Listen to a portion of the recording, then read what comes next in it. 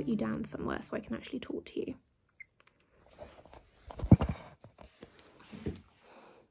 I mean, this just looks weird. I can't do this. Right, you're balanced on a cushion. Oh my God, look at her. She's dressed up. She's going out. Oh, that's Juno's head. You're kind of in the shot. She don't care. It is Friday night and I am celebrating. I am 7 months in on my Concerta journey and I have officially cut down my antidepressant usage by 75%. I am at least 75% happier than I was when I started taking Concerta. At least 75% happier than I was before I got my diagnosis. At least 75% happier than I think I've been for about 10 years, since I was 21, which is crazy, but something definitely worth celebrating. So if you're new here, I'll just give you a little background on that. I was originally taking, at the start of my Concerta journey, 200 milligrams of an SSRI antidepressant called Sertraline. And that is, I think, the highest dose you can take. When I spoke to my doctor about that, he called it a pretty hefty whack, which I think is a charming way of saying, wow, you were really depressed. I've tried lots of antidepressants. So at the start of my journey, I was taking 200 milligrams of that antidepressant. And today is my first day on 50 milligrams of Sertraline. And I'm going to celebrate how much better I am this evening. I'm going out with my girlfriends. We're going to something called Bingo Lingo, which is a very frightening prospect. A group of women in their late 20s, early 30s, going out and drinking cocktails and playing bingo and listening to music. To be honest, music that I probably won't even recognise because I'm so not cool and down with the kids anymore. I've no idea what is cool and trendy. So unless they're playing like Bewitched and NSYNC, I'm really gonna struggle. I'm also aware that people are probably gonna ask me, can you drink when you're on Concerta? I mean, yes, I do. I do drink. I don't drink as much as I used to when I was younger. I used to drink quite a lot of alcohol. Now I more drink it for the enjoyment of the flavours. But when I first started taking Concerta, I didn't drink. I decided I would stop drinking just because I wanted to make sure any effects that I was experiencing, like headaches or sweating or whatever, were because of the Concerta, not because I was hungover, etc. But once I was happy that the Concerta wasn't giving me any side effects, I decided that I quite like to have an alcoholic drink every so often. And so I decided that I would reintroduce alcohol. And I like to have a cocktail with my girlfriends on a Friday night and celebrate that I'm not as depressed as I used to be. Am I depressed at all? I'm gonna go. I'll try and get some footage of the evening and then I will hopefully not be too hungover tomorrow and I can update you on the rest of my Concerta journey as it stands at the moment.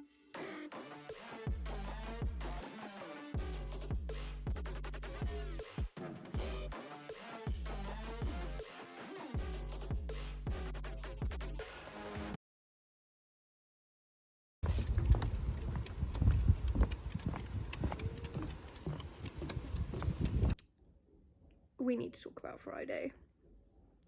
I just rewatched the videos of me saying how I was gonna be good and not drink too much and I don't binge drink and all of this famous last words.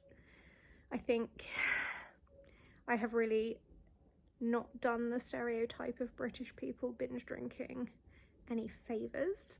I won't go into detail, but let's just say I definitely had too much to drink on Friday night. Yeah, so if you see me on a damning report of British binge drinkers on the telly sometime, don't be surprised. I'm like so filled with guilt and shame about it, like so much shame. Like, my partner was saying, people get drunk, it happens, like don't beat yourself up about it. But basically the whole weekend afterwards I was feeling terrible, not just from a hangover, but like psychologically just being horrible to myself about it. I mean, I know it's a cliche to say never again, and I will probably say that and then go and do it again, but I started thinking about whether or not that kind of behaviour is linked to having ADHD. Like, I don't do moderation. I really struggle with moderation in pretty much anything. Like, if I'm in, I like go all in. If it feels good, I'm gonna do it. And that's really dangerous behaviour and not good. At least I've never become addicted to illegal drugs, because I think I've always known in my heart that that would be a really bad thing to happen for me, because I struggle with moderation and I struggle with self-regulation. And so even though I'm taking Concerta right now, that aspect of my ADHD appears to still be within me. Perhaps a little bit more controlled, but it is definitely still there.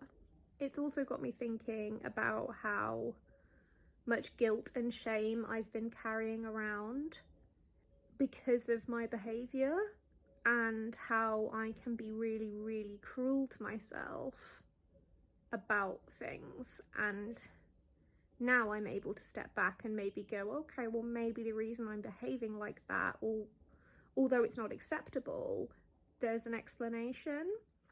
It's really hard to fight that voice in my head that tells me that I'm a mess, though. The other element of the kind of psychological thing with alcohol is I definitely don't need to drink alcohol to have fun. The reason I probably drink it when I'm on a night out like that is because it does remove some of that shame, some of the self-consciousness, some of the low self-esteem issues that I have. Makes me feel more confident in myself.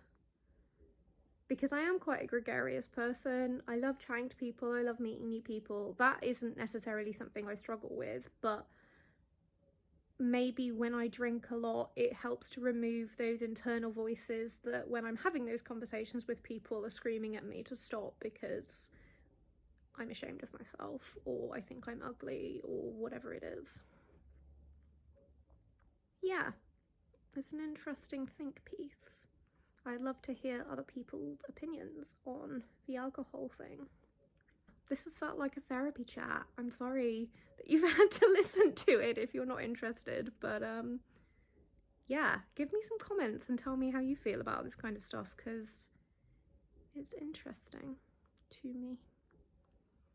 I'm gonna go away and do something healthy now, which is go to my yoga class. So I will see you soon.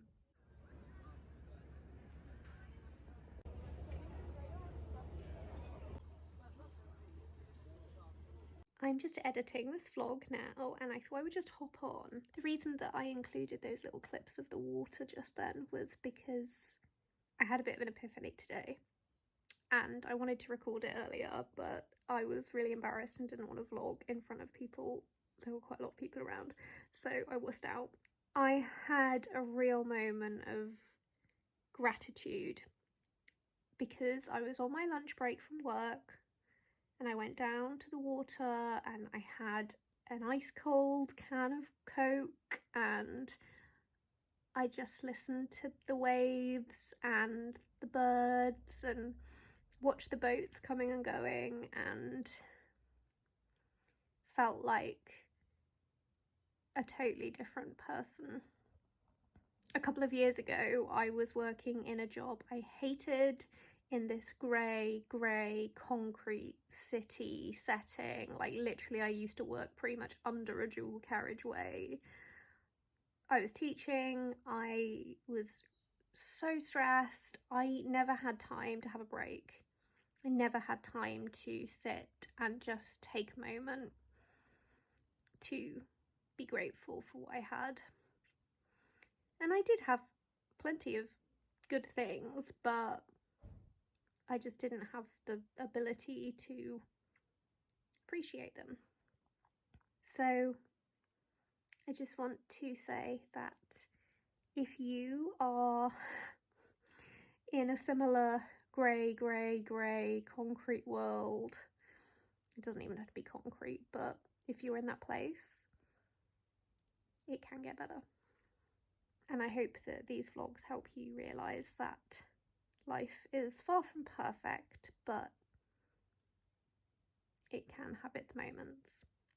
And if you're not in one of those moments right now, it's coming. It's coming. I'm gonna add this on to the end of the vlog and then I will upload, and I hope you enjoy.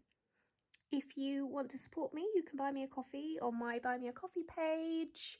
I'd really appreciate it. And if you don't already subscribe, please do subscribe. I'm going to keep uploading more regularly now, so I don't want you to miss out. Thank you for watching. See you soon. Bye.